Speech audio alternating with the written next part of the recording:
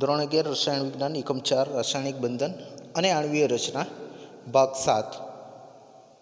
આજના ભાગમાં આપણે ચર્ચા કરીશું સવર્ગ સહસંયોજક બંધ અંગે. સવર્ગ સહસંયોજક બંધ coordinate covalent bond or dative bond. મિત્રો, સહસંયોજક બંધ અંગેનો અભ્યાસ કર્યો છે આપણે. સહસંયોજક બંધ કેવી રીતે બને છે? તો ઇલેક્ટ્રોનની ભાગીદારી દ્વારા. કેટલા ઇલેક્ટ્રોનની ભાગીદારી દ્વારા? તો જો એક એક ઇલેક્ટ્રોનની ભાગીદારી થાય તો એકલ બંધ. બે ઇલેક્ટ્રોનની ભાગીદારી દ્વારા બનતો બંધ દ્વિબંધ. અને ત્રણ ઇલેક્ટ્રોનની ભાગીદારી દ્વારા બનતો બંધ ત્રિબંધ. દાખલા તરીકે હાઇડ્રોજનના બે પરમાણુ વચ્ચે એક ઇલેક્ટ્રોનની ભાગીદારી થાય, એકલ બંધ. ઓક્સિજન જેની પાસે બે અયુગ્મિત ઇલેક્ટ્રોન રહેલ છે, આમ બે ઇલેક્ટ્રોનની ભાગીદારી દ્વારા દ્વિબંધ બને છે. અને નાઇટ્રોજન જેની પાસે ત્રણ અયુગ્મિત ઇલેક્ટ્રોન રહેલ છે, આથી ત્રણ ઇલેક્ટ્રોનની ભાગીદારી દ્વારા જે બંધ બને છે એ છે ત્રિબંધ. તો આ કોન્સેપ્ટ છે સહસંયોજક બંધ અંગેનો. હવે આપણે અહીં ચર્ચા કરવાની છે સવર્ગ સહસંયોજક બંધ એટલે શું. એક ઉદાહરણ સમજીએ. NH4 plus ammonium ion.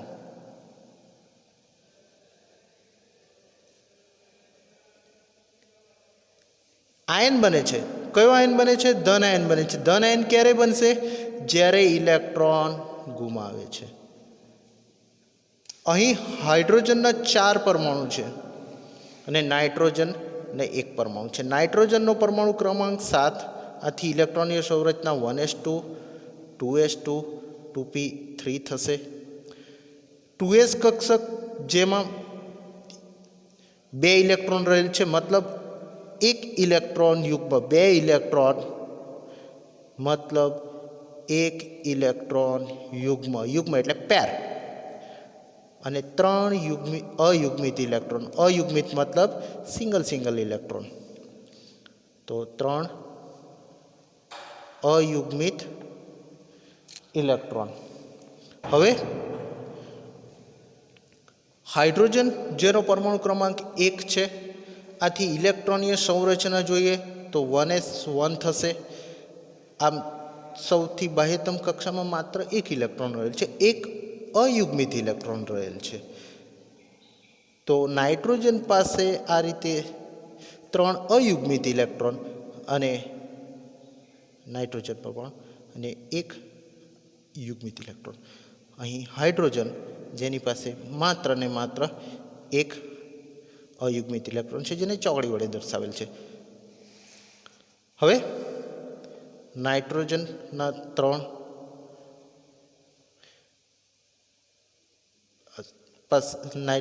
3 અયુગ્મિત electron અને 1 યુગ્મિત ઇલેક્ટ્રોન. હાઇડ્રોજનના 1 2 અને 3 પરમાણુ.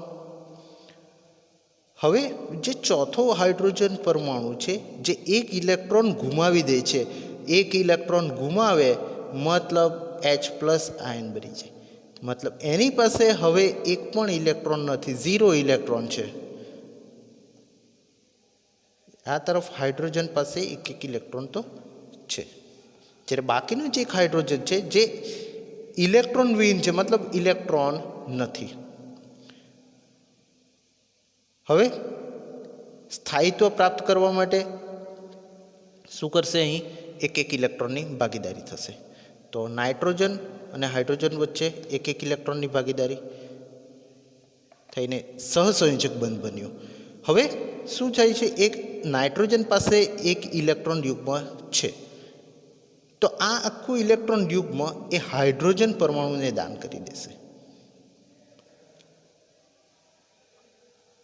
જેને તીર વડે દર્શાવવામાં આવે છે કે નાઇટ્રોજન હાઇડ્રોજન પરમાણુ ઇલેક્ટ્રોન યુગ્મ દાન કરી દીધી છે, એટલે મતલબ અહીં પણ 2 ઇલેક્ટ્રોન થઈ જશે. આ છે એમોનિયમ આયન અણુ. તો આ જે બંધ બને છે એ છે સવર્ગ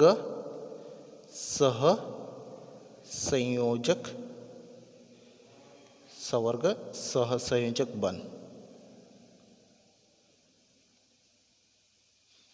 અને આ જે બંધ છે એ છે સહસંયોજક બંધ.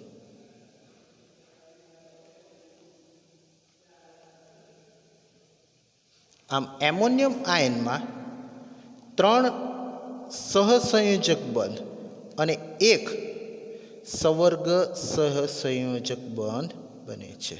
મિત્રો, પરીક્ષામાં ઘણી વખત પૂછાય છે કે નીચે પૈકી કયા અણુમાં સહસંયોજક બંધ અને સવર્ગ સહસંયોજક બંધ બને છે.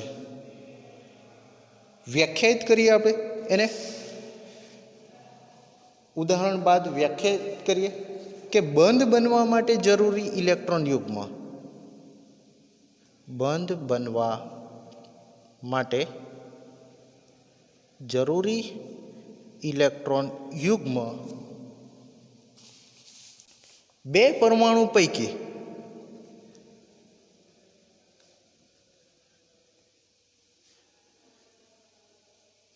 એક જ પરમાણુ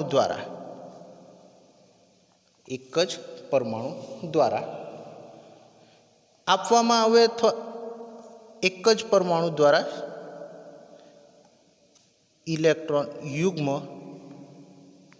દાન કરવામાં આવે.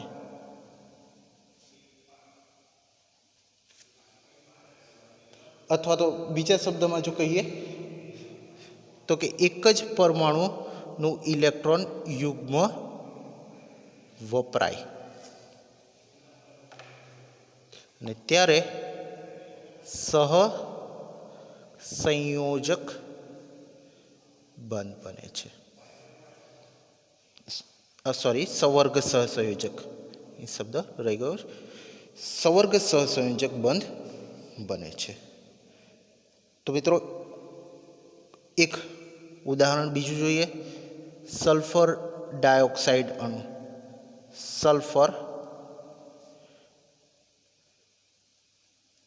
ડાયોક્સાઇડમાં સલ્ફરનો પરમાણુ ક્રમાંક છે 16. ઇલેક્ટ્રોનની સંરચના થશે નિયોન 3s2 અને 3p4. નિયોન માટે 10 ઇલેક્ટ્રોન, 12 અને 4 16. તો 3s કક્ષકમાં 2 ઇલેક્ટ્રોન છે, મતલબ 1 ઇલેક્ટ્રોન યુગ્મ થયું. 3p જેની પાસે 4 ઇલેક્ટ્રોન છે, વારાફરતી 1 ઇલેક્ટ્રોન દાખલ થાય છે. ત્યારબાદ pxમાં ઇલેક્ટ્રોન યુગ્મ બનશે. તો આમ 2 ઇલેક્ટ્રોન યુગ્મ સલ્ફર પાસે 2 ઇલેક્ટ્રોન યુગ્મ થયું અને 2 અયુગ્મિત ઇલેક્ટ્રોન થયા. ખ્યાલ આવે છે મિત્રો? ઓક્સિજન, જેનો પરમાણુ ક્રમાંક 8 છે, ઇલેક્ટ્રોનની સંરચના થશે 1s2 2s2 2p4 થશે. બાહ્યતમ કક્ષામાં કુલ 6 ઇલેક્ટ્રોન છે, 2 અને 4 6 ઇલેક્ટ્રોન, જેમાંથી 2s કક્ષકમાં યુગ્મિત ઇલેક્ટ્રોન મતલબ 1 ઇલેક્ટ્રોન યુગ્મ થયું. આ તરફ પણ 1 ઇલેક્ટ્રોન દાખલ થાય અને ત્યારબાદ યુગ્મિત બને. તો જોઈશું તો સલ્ફર અને ઓક્સિજનમાં બંનેમાં સ્થિતિ એક જ સરખી છે કે 2 અયુગ્મિત ઇલેક્ટ્રોન અને 2 યુગ્મિત ઇલેક્ટ્રોન. ચાલો, તો હવે સલ્ફર ડાયોક્સાઇડ અણુમાં કેવી રીતે બંધ બને છે અને કયા ઇલેક્ટ્રોન એમાં ભાગ લે છે. કારણ કે બંધ બનવા માટે ઇલેક્ટ્રોન હોવા જરૂરી છે અને ઇલેક્ટ્રોનની ભાગીદારી થયેલી હોવી જોઈએ. જોઈએ અહીં સલ્ફર અને 2 ઓક્સિજન પરમાણુ છે, ઓક્સિજન પરમાણુ. સલ્ફર પાસે 2 અયુગ્મિત ઇલેક્ટ્રોન છે અને ઓક્સિજન પાસે પણ 2 અયુગ્મિત ઇલેક્ટ્રોન છે, આપણે દર્શાવીએ છીએ. આ જ પ્રકારે અહીં પણ 2 અયુગ્મિત ઇલેક્ટ્રોન છે અને આ છે યુગ્મિત ઇલેક્ટ્રોન.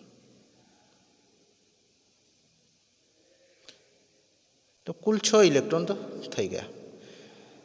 સલ્ફર પાસે પણ કંઈક આ સ્થિતિ છે.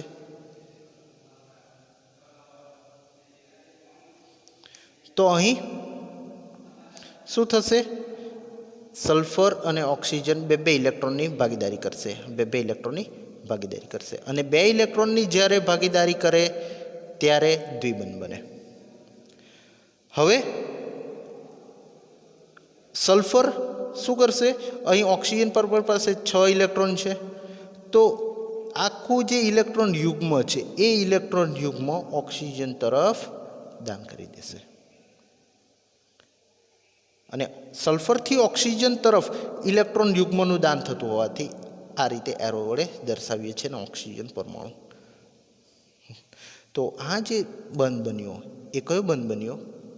સવર્ગ સહસંયોજક બંધ.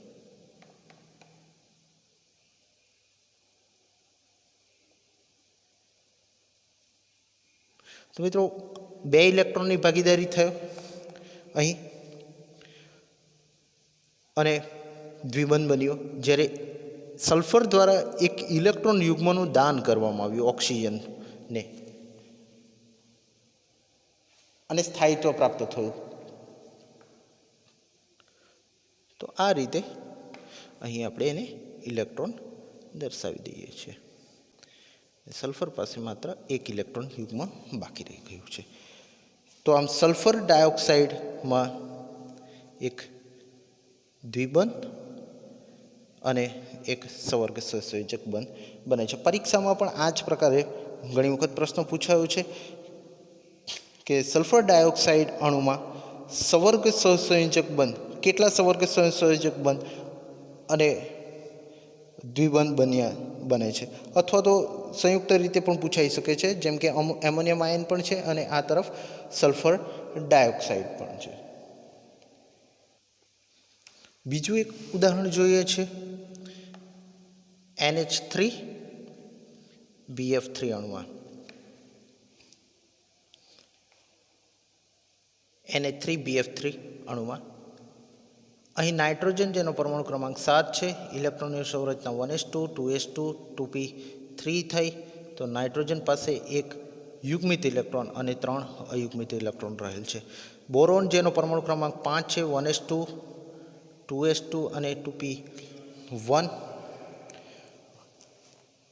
અહીં ગ્રાઉન્ડ સ્ટેટમાં અને એક્સાઇટેડ સ્ટેટમાં ઇલેક્ટ્રોનની સંરચનામાં ફેર પડશે. આથી બોરોન જેની ઇલેક્ટ્રોનની સંરચના 1s2 2s1 અને 2p2 થશે. આમ 3 અયુગ્મિત ઇલેક્ટ્રોન બોરોન પાસે હશે અને 1 યુગ્મિત ઇલેક્ટ્રોન રહેશે. તો નાઇટ્રોજન અન્ય 3 હાઇડ્રોજન પરમાણુ સાથે એકલ બંધથી જોડાય છે. હવે બાકી રહેલ 1 ઇલેક્ટ્રોન યુગ્મ અને આ તરફ બોરોન જેની પાસે હવે 3 અયુગ્મિત ઇલેક્ટ્રોન રહ્યા છે, જે અન્ય ફ્લોરિન સાથે. હવે ફ્લોરિનનો પરમાણુ ક્રમાંક કેટલો છે? તો 9 છે. અયુગ્મિત ઇલેક્ટ્રોનની સંખ્યા કેટલી છે એની પાસે? તો 1s2 2s2 અને 2p5 થશે. તો અયુગ્મિત ઇલેક્ટ્રોન કેટલા રહેશે? 1 રહેશે. તો ફ્લોરિન 1 ઇલેક્ટ્રોનની ભાગીદારી સાથે એકલ બંધથી જોડાશે. તો હવે નાઇટ્રોજન અને બોરોન, નાઇટ્રોજન પાસે રહેલ 1 ઇલેક્ટ્રોન યુગ્મ એ બોરોન તરફ રહેશે. તો આમ અહીંથી નાઇટ્રોજનના સાથે 3 હાઇડ્રોજન પરમાણુ અને આ તરફ નાઇટ્રોજન અને બોરોન વચ્ચે સવર્ગ સહસંયોજક બંધ બનશે. આ છે સવર્ગ સહ સંયોજક બંધ. અને આ છે 1 2 3 4 5 અને 6 સહસંયોજક બંધ અને એક સવર્ગ સહસંયોજક બંધ બને છે. તો મિત્રો હવે 3 ઉદાહરણો અને સાથે સાથે કેવી રીતે બંધ બને છે એની વ્યાખ્યા મુજબ તમને સહસંયોજક બંધ અંગેનો કોન્સેપ્ટ છે એ કોન્સેપ્ટ ક્લિયર થયો હશે. નેક્સ્ટ ભાગમાં આપણે અન્ય ભાગની ચર્ચા કરીશું. Thank you very much.